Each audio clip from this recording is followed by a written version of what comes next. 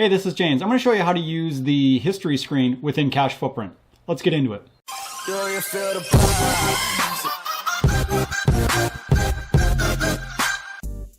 All right, let's get into this.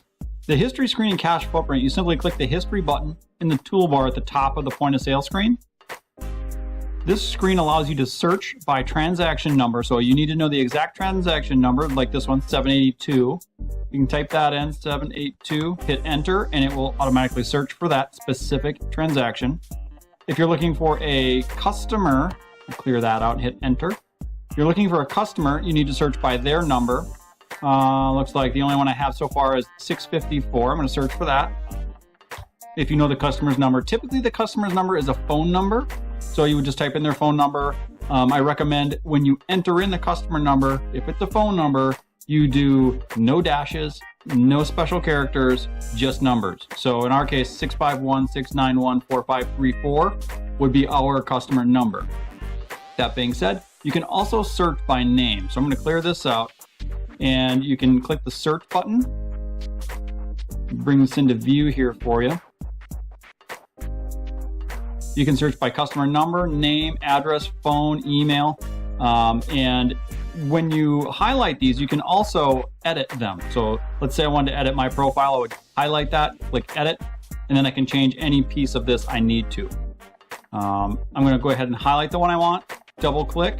Now that brings the number back into the screen. You simply hit enter, and it will search for that customer. I think if I expand this out a little bit, there, I did find some for that profile. Okay, and you can also adjust the date ranges as I've done here. By default, it will hold on to, I believe it'll hold on to the last one you use. So if I close out of there, looks like this one is going back 1 month. So that can be adjusted under the Tools menu and then Options. You'll click on the Terminal tab, and down here in the right corner here on the POS options, you'll see transaction history initially shows last 30 days. That's why mine showed last month. I'm going to click cancel out of here. You can change that to whatever you want. By default, it's 30 days. You can choose to show voids within this screen or not. And if you do uncheck that, you're going to want to go back and hit search, and that will filter out all of the voids. So the voids don't show. If that is checked and you hit search, it will show the void. You can also adjust the records per page. Typically, you would want to do anywhere from around 100 to 500. The more you do, the slower this screen will be because it has to load more information. I recommend right around the 100 mark. And as you can see, that loaded fairly quickly. As soon as you change it, it will adjust. And there's 10, and you can see it stopped at the bottom down there. So I like to keep it around 100, 50 to 100, but you can do as much as you need to. The receipt button down here will show you what the receipt looks like for that particular transaction. You can optionally view it as full page, print it as full page.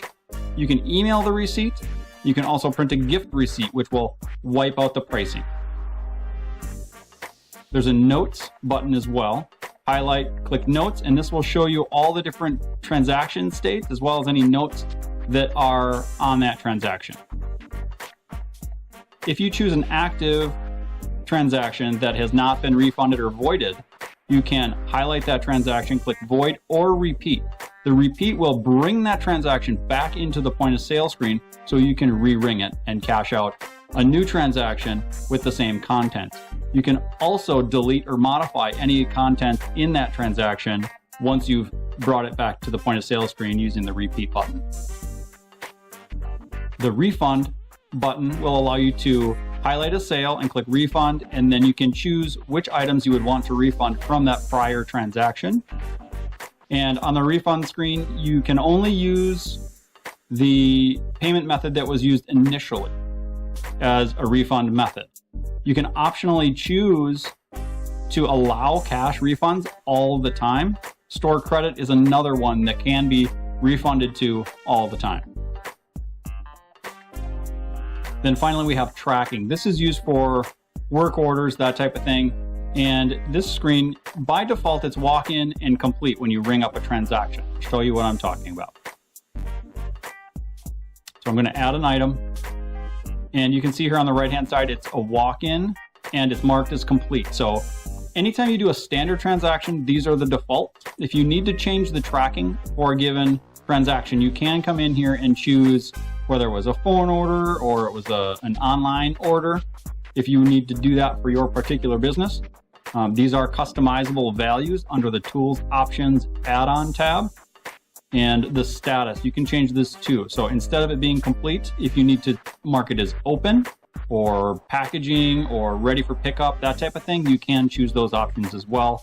And when you save it, it will update in the sales history once that transaction's been processed. And alternatively, you can come in here and sort by these. So if you want to look at all of the different transactions, you can sort by tracking or by source.